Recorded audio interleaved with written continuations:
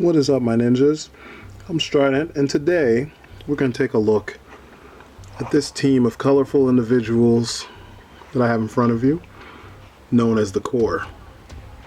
They've been around for a long time, and they have, for many of us, been kind of the answer to our G.I. Joe woes when it comes to vehicles and sometimes weapons and sometimes just for manpower. If you want to have a whole bunch of them, I mean, you could get all this for under, what, 30 bucks?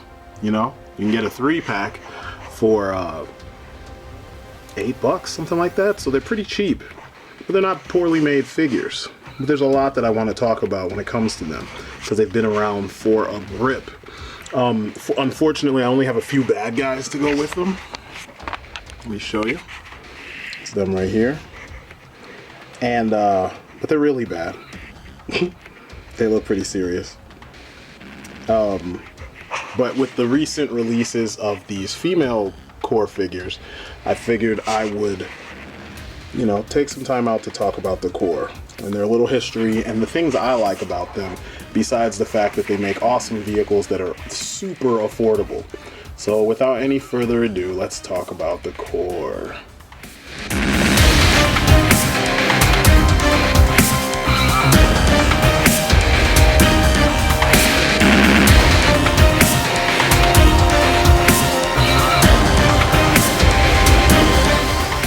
All right, the heroes.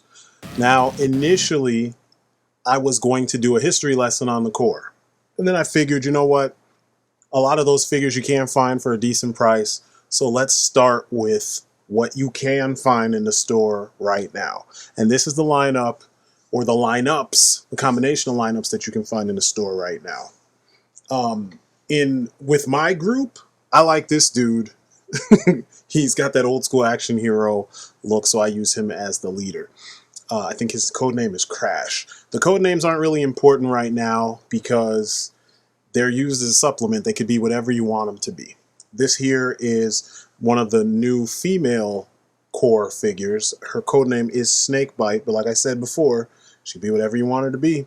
This here is your Air Team. I like them. This guy always reminded me of Alpine. It's a pretty cool gimmick they have with their different terrain. You know, they split up the teams terrain wise. I think this is the Terra team. They're all like fixers and stealth ops, essentially. The guy in the back on the right hand side is the leader, not the black guy, the white guy. This here is your C team.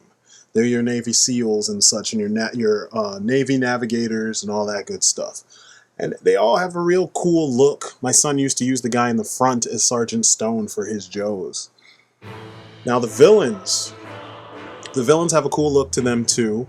They're very, I don't know, they're just like big guys. The majority of them, unfortunately, based on their file cards, they're Russians. And I always thought that was kind of funny that they're still doing that. I thought that the Russian thing was done. I mean, I know there's a lot of Russian mob, and that's kind of cool these days in action movies and stuff, but whatever. But this guy is the last of the actual villains that I have. Now, what I do is I have a lot of doubles, because over the years, they've re-released a lot of the characters with different paint schemes. They even released them as just regular soldiers without code names and such. So I like to use the doubles as clones that were made by, you know, the bad guys. That way it helps to round out the villain ranks, and it gives the good guys something a little bit, I don't know, familiar, and, you know, it kind of helps focus on skills, you know what I mean, that they may have, or that character has that now they have to defend against, you know?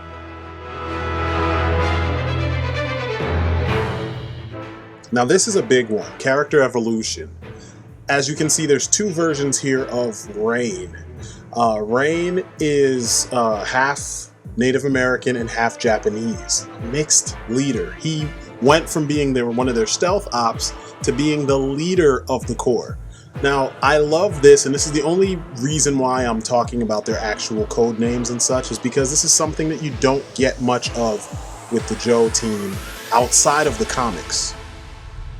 One thing that really, this is one of the main things, I guess, that really attracted me to keeping up with these guys, that you see these characters and you see them change over time, and you see the designs evolve, and some of them get corny and some of them get better, but when you pay attention to the story, which I'm kind of trained to read the back of the package, and it's kind of disappointing when there's nothing on the back of the package, but as someone who got my older son, my stepson, into collecting or helped him continue collecting the file cards, it's important to see evolution of your character. So if you get every version of a character, you will see that they've been through some stuff. Now, the core is at a disadvantage because they do not have a comic book. So a lot of it actually has to be on the back of the package. But I don't mind, because after all, I am playing with the toy. You know what I'm saying? Your kids are playing with the toy.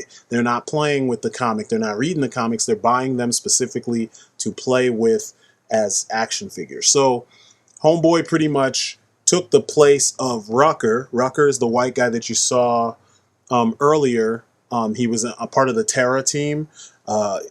He was the default leader. He's kind of your Duke, and he has like a sixth sense, and that's what helps him, help the team do stuff, and he's an expert marksman, yada, yada, yada. Rain is their like martial arts expert tracker. You know how it goes if you're Native American. You've got to be the tracker for some odd reason with these kind of military figures and stuff. But anyway, pretty much Rucker stepped down because I guess his homeboy was Shadow, which I'm about to get to Shadow and in a second. And because his homeboy defected, he couldn't be the leader. He was like, we need a clear-headed leader. So when he left, everybody was like, put Rain in charge. You know what I mean? Which is dope. It's progression. This is Shadow. So you remember him from earlier? Shadow is the leader of the villains who call themselves the Curse. They're all like infected by this nanomachine AI. It's a cool idea because at least it's changing the status quo from we are just terrorists to being, artificial intelligence actually screwing with the individuals who are using the AI. You get what I'm saying? So, it's just awesome to hear that, to see that there's a thought process with the story and that it reflects in the characters. So he disappeared in the line of duty. And then all of a sudden this group, the Curse, shows up and he's the leader, and they find out that he is infected by a rogue AI. That is a freaking dope idea. We've all said that there should have been something like this going on with the Joes, I love his design, and because of his crazy eye, I always thought he was a little bit evil, I even used to use him as a merc just because. So it tripped me out when I find out that Homeboy turns evil and ends up fighting against his old team. That's pretty dope. I know there's characters who take, a kind of a turn in G.I. Joe, or like, Zartan will impersonate them, and then, it gives the illusion that happened. But here you actually have a legit, heel turn. And that's pretty super, to me, it's super dope. I will continue to probably use that other one as a clone just to have a backup, you know what I mean? And then if they make another version of the character, I will get that version of the character too, because I just dig the look and I dig the construction and I dig the idea behind the characters, And it's cool to have this going on with your supplemental characters from, a different line, because they're not the Joes, and they may not be as good as the Joes, and you can have your own conflicts with them if you want, but they're background characters. But to have a story that goes on with them, if you don't feel like pulling out your Joes, here you go, you can use these guys. Or if you want them to kind of be extras in the Joe universe, there you go, So this is a cool conflict that they have in this pretty much bootleg G.I. Joe line, and it's killing what the Joes are doing. This guy here is Dozer. I put him first because he has no articulation, little articulation, and I'm going to go into that a little bit more right here. Now you're probably wondering why there's 3 different guys here.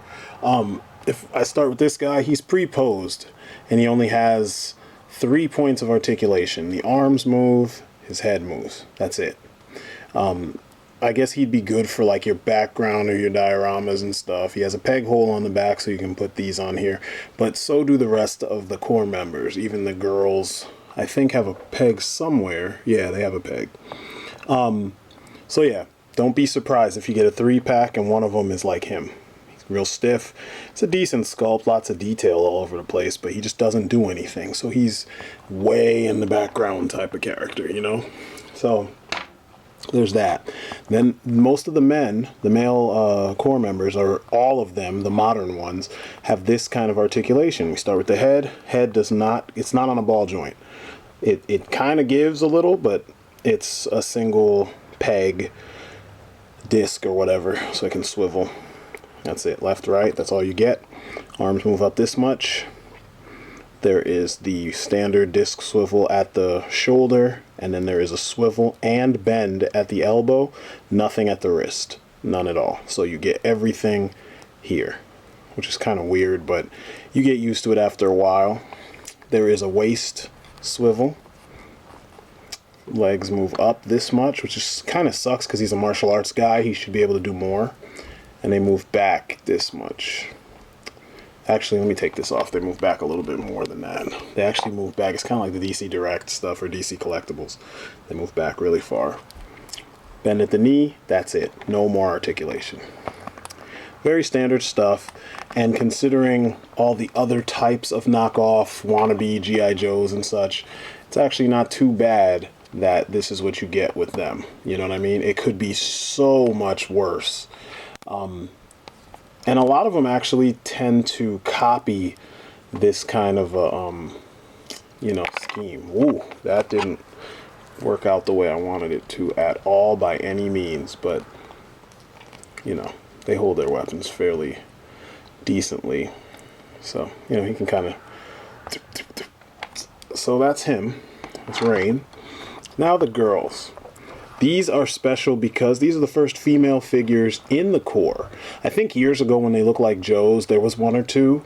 I could be wrong, but these are the first modern female cores. And you can see this cool detail. She's got her little hipster, Space Marine Exo Squad haircut.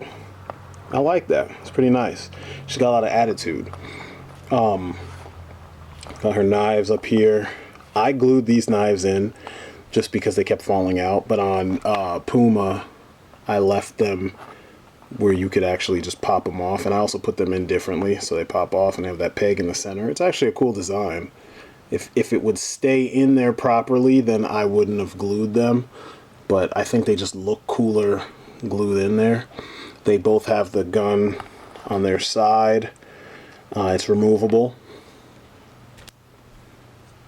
See? Ooh, wow. Pretty nice. It's got a silencer on there. Looks pretty good. And their articulation, they're a little more articulated than the men, which kind of sucks because, you should have kind of a single style of articulation all across the board. And if you don't, that kind of messes up the aesthetic for many of the characters or for your line as a whole. You want your whole line to have some things that unify it, you know what I'm saying? That's why I always bring up the Soda Street Fighter figures, because there were a lot of design elements, especially with articulation, that made them made them unified. Anyway, head is kind of on a ball joint, so you kind of get it. Well, I shouldn't say kind of. It's on a ball joint. They just made it very close. You know what I mean? There's not much room for movement other than your left and right. So they found a way to kind of make them fit in with the movement that we've got with the dudes, even though they use different system. Arms move up this far, shoulder pad stops it from going any further, but most people in real life, that is the deal. That's how far you go. Move up like that.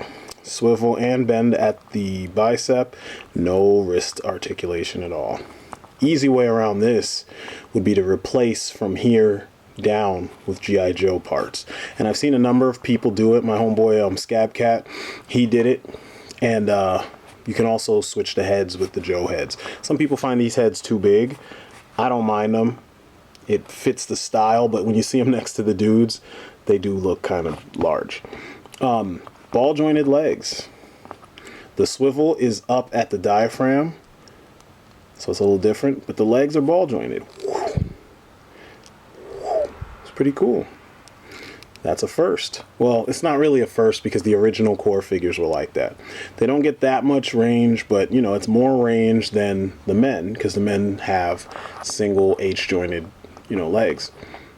Legs come up this far, bend at the knee. You can get a little swivel at the hip that's anatomically correct because of the ball joint, and that's it. Nothing more. So you have a little bit more in terms of options when posing them. You want her to look thorough and have that wide-legged badass stance that we always see in action films and stuff, and there you go. So, you know, they're pretty cool, and over the years they've been evolving, and that's the best part about these guys.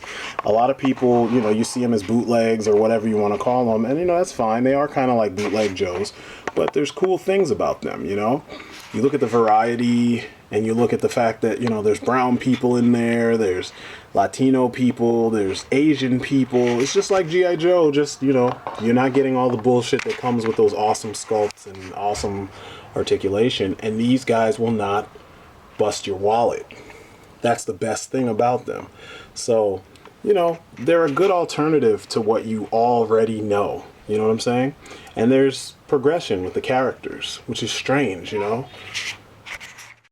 And now, given all the craziness that's been going on with Hasbro and whatnot, some of us might have to look for an alternative, you know, that's affordable so that we can kind of pad the ranks, you know?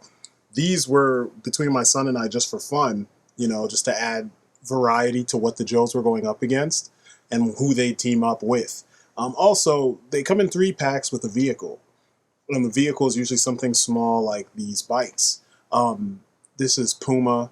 She is on a little dirt bike. Sorry, something landed on my lip. Piece of hair. And here is Rain on what looks like a Y2K.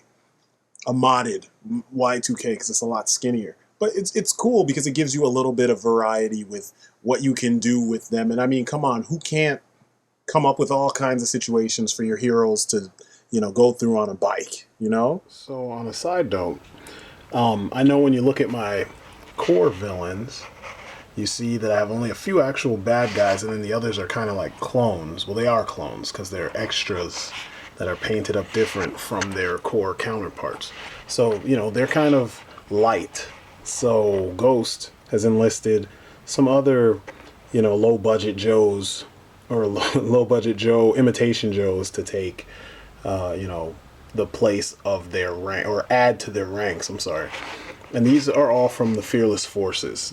I have a bunch more actually, but more of them are wearing green, and the green guys were the good guys. So what I did was, years ago, Target used to have these guys, and we use these as just, you know, supplemental villains or terrorists or whatever you want to call them, a supplemental series of villains to kind of, you know, add to what the Joes have to deal with. Or if we ever, when we used to play with the core often by themselves, they used to chase after those guys too.